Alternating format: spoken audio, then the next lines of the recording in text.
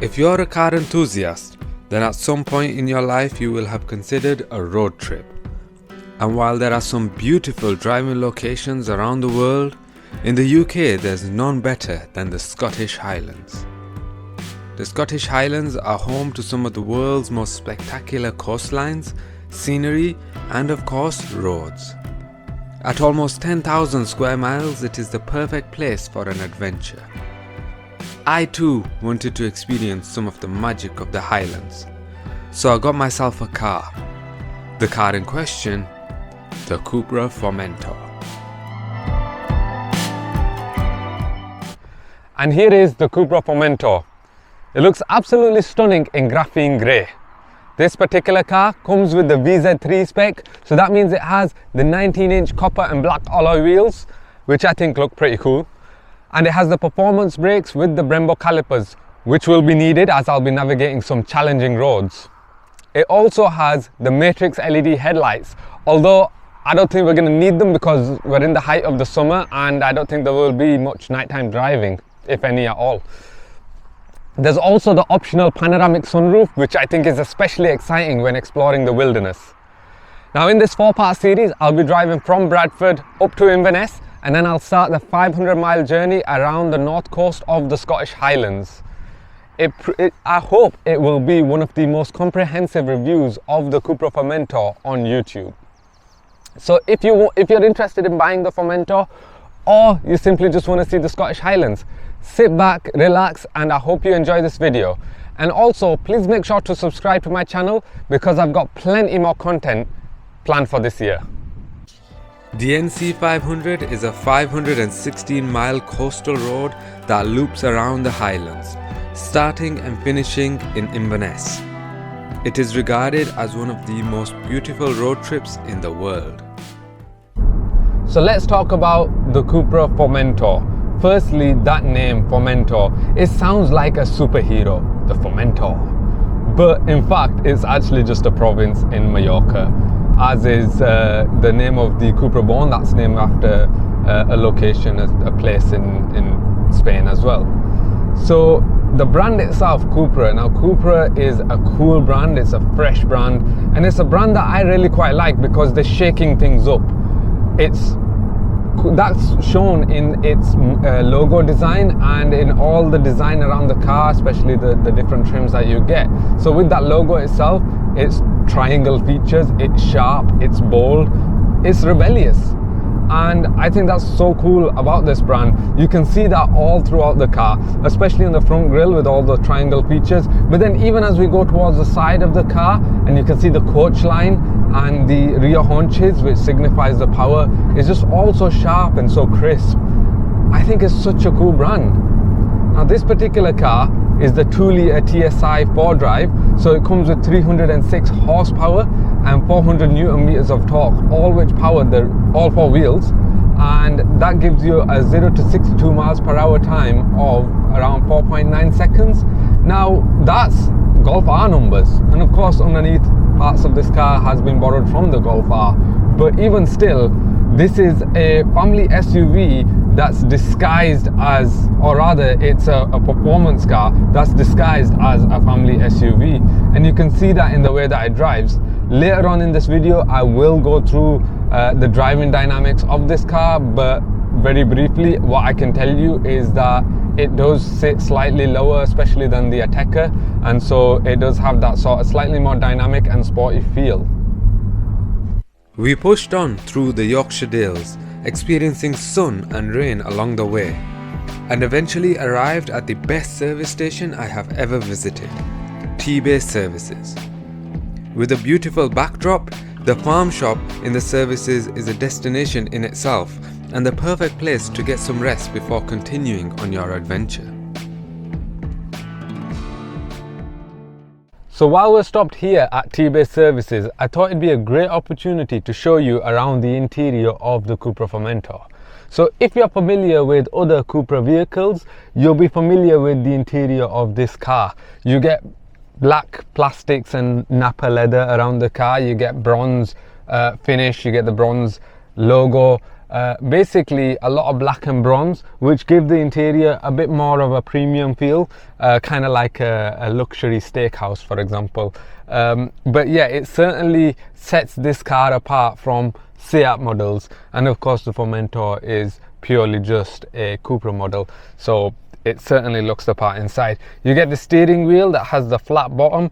Because this is the VZ3 trim, you get these the stop start button on the steering wheel, and you get the CUPRA mode button as well, so you can change your driving modes using the CUPRA button. On the steering wheel you also get this sort of black weave pattern, which looks pretty cool. It's better than it just being plain, and you get some leather around the outside. As we move around the car, you can see this infotainment system in the middle. I have been using this for quite some time now. A lot of people do say that the touch controls on the at the bottom are quite fidgety. I did find that to begin with, but they're very easy to get familiar with. It will take you some time, but it doesn't take you long to actually get yourself familiar with those, and I have started to use those on this journey as well, so that's quite convenient. The infotainment system, if you're familiar with Volkswagen vehicles, will be familiar as well. The touchscreen is very responsive. The graphics are pretty great. I mean, it's everything you need, and it comes from Volkswagen essentially, so you know what you're getting from there. Around the car you get these bucket seats, again because this is the VZ3 model, and in the VZ2 models you get the sports bucket seats with Nappa leather, and they look pretty cool. They don't have adjustable headrests, but I think that makes them look quite a lot better. And I've had instances where people have said that the the plastic trim in the middle actually hurts their head. On this one, for some reason, it doesn't. And then you've got the CUPRA logo embossed in there as well. The CUPRA logo just looks so cool on the steering wheel, on the headrest, on the carpets on the floor. It just looks all really cool. And of course there are some on the exterior as well. Just slightly going to the exterior, you wouldn't know that this is a Formentor unless you know what the Formentor looks like, because it doesn't actually say Formentor on the car, it just says CUPRA on the car. But moving around the interior, you get the bronze stitching everywhere as well. Again, just adds to that bit more of a premium feel. You get some I think that is actually plastic, but it looks like a metal finish, which is cool. Up above you, because this has that panoramic roof, I wanted to show you, you have this sort of like a touch swipe sensitive thing, which you just sort of swipe along, and your panoramic sunroof cover will open, and that's pretty cool. But once that's fully open, you can actually open the sunroof in the same way by click. That's the first time it didn't ever work for me. It's actually very responsive, and there you go, you've got the sunroof, beautiful light coming into the car. It's amazing. The weather's actually just got better as well. It was raining. In fact, the journey to Tebay, it's rained 4 times along this journey, so I'm quite glad that there's a bit of sun, and you get these touch sensitive lights which make a tone. You can turn that off, by the way. So yeah, that's the interior of the CUPRA Formentor. Cup holders, actually, sorry, door bins. You can keep some bottles in there, and you've got cup holders in the middle, one large, one small, but the large one and the small one actually fits the CUPRA bottle that I have as well, and good essential to this CUPRA journey. But since we're on a journey, we must continue, so I'll see you at the next stop. Right, so onward we go on our journey up to Inverness, and during this leg of the journey I want to talk a little bit about how the car drives. So for the past couple of days I've been driving this car around the city, around the streets of Bradford, and what I found is that the car is very punchy, very sharp, very agile, can handle city driving with ease, especially with all the power that it's got. But also it's quite comfortable, not as comfortable as I would have liked. Mostly had the car in comfort mode, but maybe because it has the 19-inch alloy wheels that you can feel a bit of the road surface, potholes especially. But it's nice to know that that feeling is there, because you get some feedback in the steering and you can get some information about the road as you're driving along. But otherwise, I think the seats soak up the bumps, the jolts pretty well. Like I said earlier, they don't have an adjustable headrest, so you are going to struggle a little if you're too tall or too short. But otherwise, yeah, it's nice and comfortable.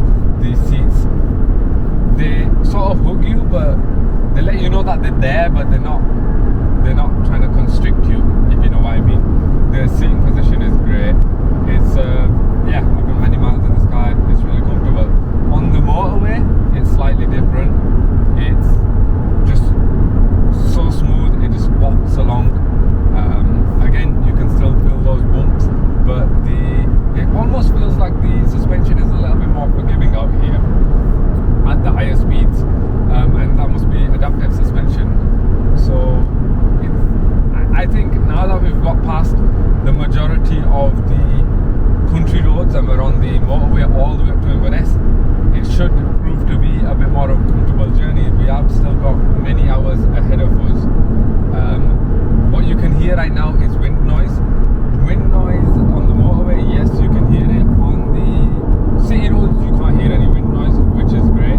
Earlier on, I thought I was hearing wind noise, but it wasn't. It was actually a slight noise, a slight whistle from the vents. I had a couple of the vents closed, and I think some air was just slightly coming through them. So there was that. But what you do hear, which you can hear right now, as I'm just about to go from one road surface to another, that was road noise. You can hear tyre noise on the road. So that's something that's quite significant. You hear that even around the city, but you don't hear wind noise so much. So as far as refinement goes, I think this car is really well put together as well. Sounds great as you're driving along. Of course, a lot of that sound is coming through the Beats audio, as it's not real sound. It's baked, but it's satisfying. I don't know how you would feel if you had that sound all the time. So that's why I've been switching between Comfort, Sport and CUPRA mode. But otherwise, as far as this journey is aware, I've already done a couple of hours. I'm feeling fresh at the moment. I'm ready to go. We've got a big stint ahead of us. So hopefully by the end of today, we will be at Inverness. Eventually, the border to Scotland came into sight. Right, so I'm really excited because we've just crossed over into Scotland. That was a shocking Scottish accent, but we've got a long journey ahead still, because from here it's about four and a half hours to Inverness, and of course I'm probably going to stop on the way as well. So far so good. The car's been effortless in this journey. Really fun and engaging, very dynamic drive. But now we're just on the nice cool stretch of motorway, essentially all the way till Inverness. But we are going to go through the Cairngorms National Park at some point as well, so I look forward to seeing that as well. Right, so we've just stopped here in Perth. This will be our last stop before we go all the way up to Inverness. We come to see some friends, so we spent a couple of hours here. I just want to mention on that last stretch of our journey so far, I did get to use a lot of the cruise control, the active cruise control, which can detect the car in front and slow down accordingly. So that was quite useful. The car again makes that long journey so much easier, and now we've had some food from Costa. It's sadly closed now because we spent so long here, and we're going to continue our journey all the way up to Inverness. After the last stop at Perth, we plunged into the Cairngorms National Park, where we were treated to a beautiful double rainbow. Naturally, we stopped for a bit, but the journey had to continue, and soon we arrived at Inverness, the start of the NC500 route. So here we go, finally made it in Inverness. The car has been amazing. We've driven from Bradford to Inverness. That's nearly 400 miles, over 7 hours of driving, 13-hour day. We've stopped a lot on the way, saw some really amazing, beautiful stuff. Like I said, the car has been incredible. It has some really cool assistance, safety features like lane departure warnings and adaptive cruise control. So it's just been such a cool, effortless journey. The car has, I do want to mention, one thing that I really quite noticed was the car has great amounts of visibility all around, and we were able to see so much of the beautiful Cairngorms and all the different parts of Scotland. Join me next time as I embark on the first leg of the NC500 route from Inverness to Thurso. On the way, I get to experience some great driving roads and see some incredible locations. And if you haven't already, make sure you subscribe to my YouTube channel, where I'll be showing up more of the Scottish Highlands in my next few videos.